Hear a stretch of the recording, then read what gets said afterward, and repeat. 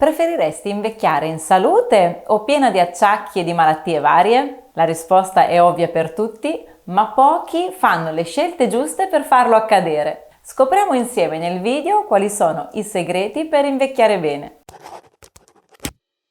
Ciao, sono Danila Anzalone, laureata in scienze motorie e massofisioterapista. Da 25 anni mi occupo di benessere e attraverso questo canale aiuto le persone ad avere uno stile di vita più sano. L'invecchiamento è un processo naturale che tutti dobbiamo affrontare. Dipende come lo vogliamo affrontare. Se ci prenderemo cura del nostro stile di vita, avremo dei risultati. Se lasceremo al caso quello che succede, avremo altri risultati. Voglio dirvi 8 segreti per mantenere uno stile di vita sano e quindi invecchiare in salute. In realtà non sono segreti, sono cose che sappiamo, sono cose che abbiamo letto, magari abbiamo sentito, qualcuno ce le ha parlato o possiamo anche cercarle su YouTube, per esempio, e troveremo tante informazioni a riguardo. Ma anche se sono cose che ci ritornano, che nel nostro inconscio sappiamo già, non sempre facciamo le scelte giuste. Perché a volte sono più scomode le scelte giuste rispetto alle scelte più facili, ma portano a 2 risultati diversi. Le scelte più difficili, per esempio prendersi cura della nostra salute, ci portano a un risultato di benessere, di forma fisica, di lucidità mentale, nel tempo. Invece, facendo scelte più facili, lasciando un po' andare, stare più sul divano che fare attività fisica, mangiare più schifezze che cibo sano, eccetera, ci porta ad invecchiare in modo diverso, diciamo così.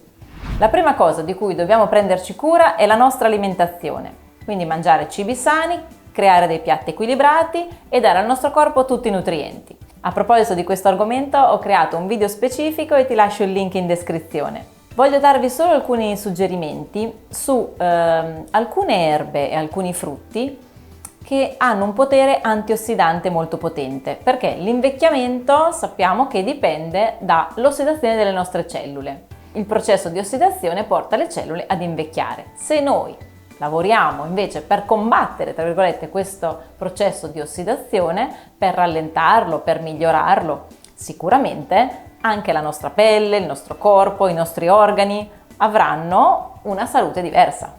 Quindi qualche chicca che vi voglio dare adesso sulle spezie. Mi raccomando, spezie essiccate, non le piante fresche, e si parla della cannella, del rosmarino, del timo, dell'origano e dei chiodi di garofano.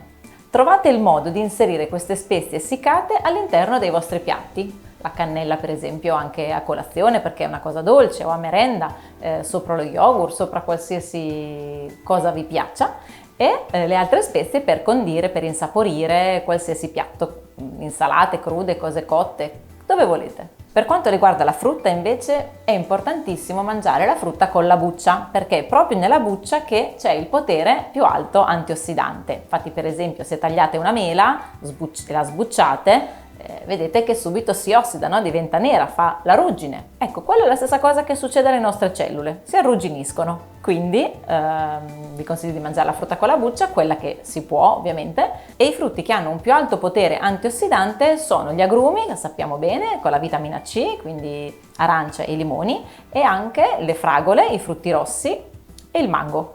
Purtroppo però non bastano questi cibi, non basta stare attenti all'alimentazione, questo ve lo dirò sempre perché sono una grande sostenitrice dell'integrazione, perché il cibo è impoverito, non riesce più a nutrirci fino in fondo, le nostre cellule non riescono a assimilare tutti i nutrienti di cui hanno bisogno, quindi è opportuno integrare. Anche su questo argomento c'è un video dedicato, ti lascio il link. Seconda cosa fondamentale, il secondo segreto è fare attività fisica. Il nostro corpo è fatto per muoversi, quindi noi dobbiamo assecondarlo e dobbiamo muoverci. Qualsiasi tipo di attività fisica vi piaccia, potete farla, la dovete fare in modo costante. Non deve essere un'attività troppo stressante o ad alta intensità, perché quello produce stress ossidativo nelle nostre cellule. Ovviamente parlo ai comuni mortali che devono fare un po' di attività fisica, non sto parlando agli atleti o agli sportivi professionisti che ovviamente devono fare i loro allenamenti anche ad alto impatto. Un altro fattore importante è il riposo. Come dobbiamo allenarci, muoverci, dobbiamo anche riposare. Fondamentale un buon sonno ristoratore, in particolare la notte. Poi ovviamente in base al lavoro che svolgiamo, allo stile di vita, però dovremmo riposare di notte, perché è lì che vengono prodotti gli ormoni giusti per far sì che si crei il giusto ritmo sonno-veglia. Dovremmo anche limitare o addirittura evitare, già sento le vostre vocine, alcol e fumo. Già vi sento, vabbè, non posso neanche bermi una birra, andare a mangiare una pizza, farmi una sigaretta. Sì, non è che non si può, si può. L'importante è che non sia una cosa costante, quotidiana, tutti i giorni. Se è l'eccezione, ogni tanto, non succede niente.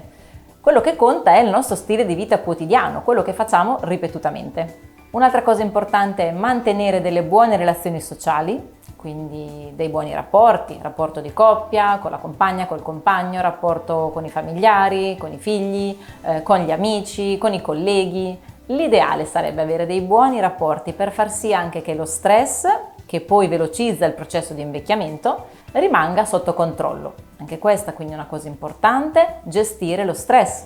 Possiamo fare degli esercizi di respirazione, possiamo praticare la meditazione, fare yoga, qualsiasi cosa ci possa piacere che ci aiuti a controllare il nostro livello di stress.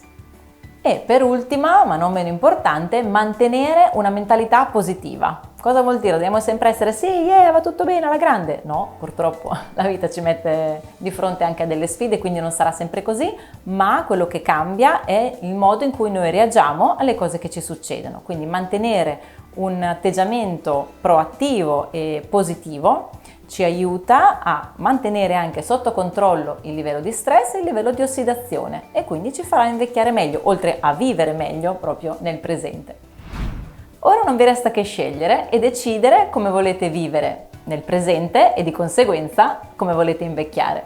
Se avete bisogno di un consiglio, di approfondire uno o più degli argomenti che abbiamo trattato, potete scrivermi nei commenti e richiedere una consulenza gratuita. Se il video ti è piaciuto lascia un like e iscriviti al canale per restare aggiornata sui miei contenuti. Ciao!